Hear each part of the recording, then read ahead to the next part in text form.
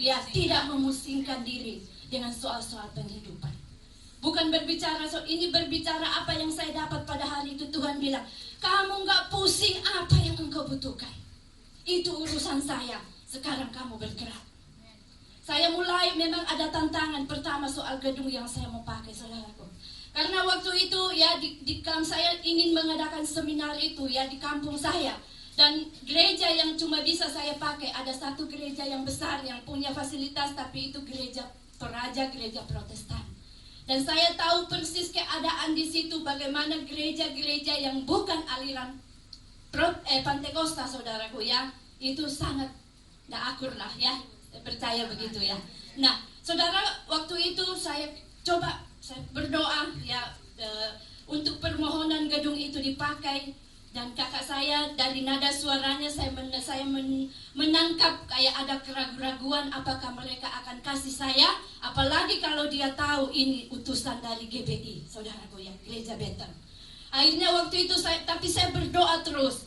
Nah, waktu pertemuan majelis, apakah gereja ini akan diberikan? Ya, waktu itu saya ada juga rasa bagaimana saya ngomong kepada orang tua saya, karena orang tua saya nggak tinggal di daerah itu. Saya bilang, Pak, tolong kamu ibadah di gereja itu hari itu juga, ya. Paling tidak kan kalau mereka lihat kamu, ya mungkin dia. Saya bilang begitu, mungkin mereka ada hati lah memberi saya gereja mereka untuk saya pakai. Tapi puji Tuhan hari itu, saudaraku, waktu kita lagi ibadah, kakak saya SMS saya dari Indonesia bahwa tidak ada masalah, gedung dan seluruh peralatannya boleh kamu pakai. Bahkan mereka, saudaraku, hari itu berkata, oke, jadi saya tidak bikin undangan, saya cuma meminta permohonan untuk gedung, dan mereka sendiri yang membuat undangan di sana dan mengundang gereja-gereja. Ada 8 gereja, saudaraku, yang berkumpul pada waktu itu. Ya, kemuliaan buat Tuhan Yesus.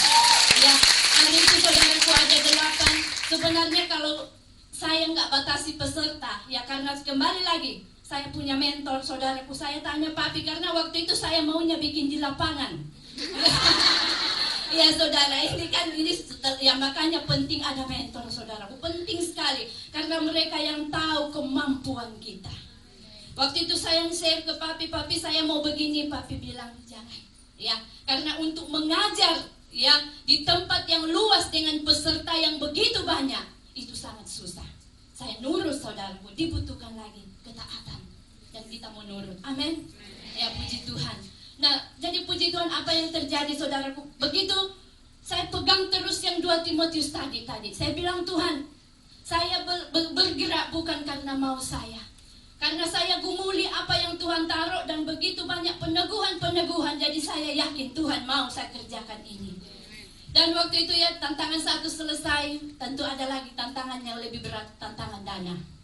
Ya saudaraku, ini apalagi kita ya bekerja ya waktu itu, tapi saya puji nama Tuhan. Saudaraku, Tuhan sediakan. Amin.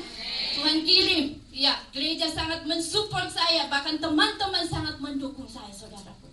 Nah, waktu itu, saudaraku, saya sampai di Indonesia, ya, melihat keadaan, ya, uang sudah terkumpul segini, dan banyak sekali kebutuhan yang tidak saya duga. Motor rusak lagi rumah, ya harus perbaiki, ini kawin lah, ini meninggal lah. Pokoknya itu sebelum acara seminar. Sampai acara seminar, uang ini padahal saya target mau kasih makan peserta. Ya, sekitar ya target itu Ratu harus sediakan nasi bungkus bersama kopi lah, ada kuenya itu sekitar untuk 300 orang. Nah, saudara, waktu itu saya waktu sebelum pulang Hong Kong, saya dapat titip pesan sama saya. Ada seorang yang titip pesan, kalau kamu di Indonesia kekurangan apa-apa, hubungi saya. Ya, ini satu modal kan, saudaraku.